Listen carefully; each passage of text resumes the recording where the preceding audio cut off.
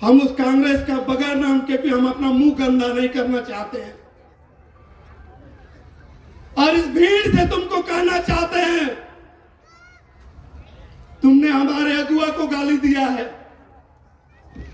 तुमने सरना प्रार्थना सभा को गाली दिया है, तुमने आदिवासी छात्र संघ और सरना प्रार्थना सभा के 25 साल की मेहनत को गाली दिया है तुमने।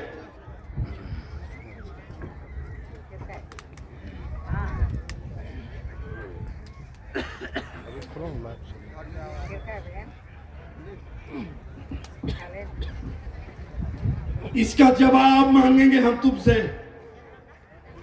हमारा आदिवासी छात्र संघ और सरना प्रार्थना सभा के वीर योद्धा साथियों ने 25 साल दिन रात मेहनत करके एक आइडियोलॉजी को बनाया है, एक विचारधारा को बनाया है और आज स्थिति उसने ऐसी पैदा कर दिया, उसने अपनी सामाजिक मुद्दों को, अपने धार्मिक मुद्दों को राष्ट्रीय पटल पर लाके खड़ा कर दिया।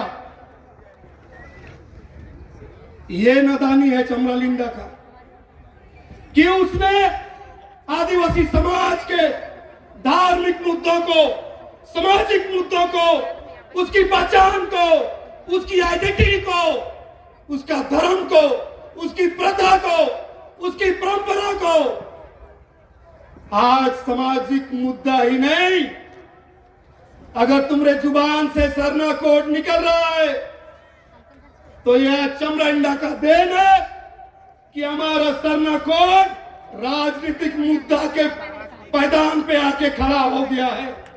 यह उपलब्धि है चमरालिंडा का। आप हमें बताओगे, आदिवासी छात्र संघ के कार्यकर्ता को बताओगे कि आंदोलन क्या होती है? सरना प्रार्थना सभा के प्रचारक और प्रचारिकों को बताओगे कि आदिवासी समाज का आवाज क्या होता है? तुम बताओगे? कभी भी ना कांग्रेस ने ना कभी बीजेपी ने आदिवासी समाज के सामाजिक मुद्दों को राष्ट्रीय पटल पर कभी भी राजनीतिक मुद्दा नहीं बनने दिया।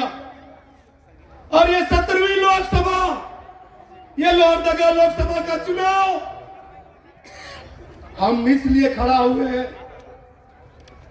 आदिवासी छात्र संघ का मकसद माननीय विधायक श्री चमरालिंडा जी को सांसद बनाना नहीं है, एमपी बनाना नहीं है।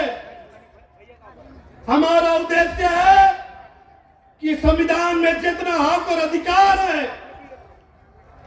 भारत देश के संविधान के खाता और खतियान में तुमने हिंदुओं को पहचान दिया, मुसलमानों को पहचान दिया, सिख को पहचान दिया, जैन को पहचान दिया, पारसी को पहचान दिया,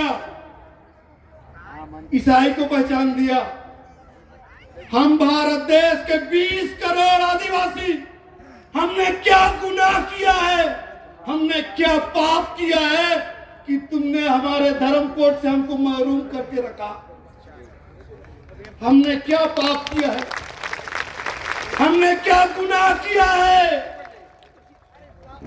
तुमने भारत देश के उस खतियान में हिंदुओं को पहचान दिया, उस खतियान में तुमने मुसलमानों को पहचान दिया, तुमने सिख को पहचान दिया, जैन को पहचान दिया।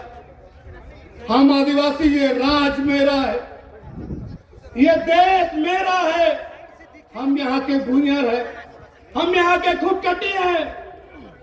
लेकिन एक साजिश के तहत भारत देश के उस खाता और खतियान में तुमने हमें धार्मिक पहचान नहीं दिया, हमें सरना कोड नहीं दिया। और आज ये बेशरम लोग, ये नालायक लोग जो 60 साल सत्ता में रहा, आज सरना कोड की तुमको चिंता हो रही है। 60 साल पहले तुम कहां था, किस जगह था? आदिवासी की भूख नहीं थी तुम्हें, आदिवासी की ललक नहीं थी तुम्हें, आदिवासी की चाहत नहीं थी तुम्हें। आज आदिवासी छात्र संघ और सरना प्रार्थना सभा ने 25 साल की घोर तपस्या से, आंदोलन से, क्रांति से बदलाव को ला के खड़ा कर दिया हमारे सामाजिक अगुआ माननीय विधायक श्री चमरांडे जी की अगुवाई में, तो तुम रे नालायक उसको नादान कहते हो।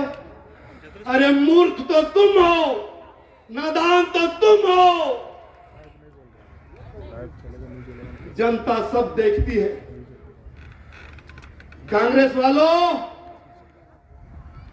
अगर तुम्हारा टीवी उबी चैनल सब है, कोई सोशल मीडिया सब है, तुम्हारा आंख नाक कान है, तो ये भीड़ देख लो, ये जनसैलाब देख लो। चमरालिंगा व्यक्ति नहीं है, चमरालिंगा विचारधारा है। वो आवाज है सरना समाज का, वो आवाज है मुस्लिम समाज का, वो आवाज है ईसाई समाज का, वो आवाज है अल्पसंख्यकों का। उसकी आवाज बनना चाहता है, उसको एक आयाम देना चाहता है। और ये बीजेपी वाला लोग कहां रे? आरएसएस वाला लोग, बीजेपी वाला लोग, ये लोग तो और डेंजर है। कांग्रेस वाला तो 60 साल में हमको ईटा भाटा दाई डंगरीन रेजा कुली करने के लिए मजबूर कर दिया। इसका जिम्मेवारी सारा कांग्रेस का है। लेकिन ये आरएसएस और बीजेपी वाला लोग आपको समूल खत्म कर देना चाहता है, आदिवासी समाज को समूल नष्ट कर देना चाहता है। और इसीलिए उन लोगों ने परिकल्पना रखी है, और ये रखी है, इस भारत देश को हिंदू राष्ट्र बनाना चाहता है।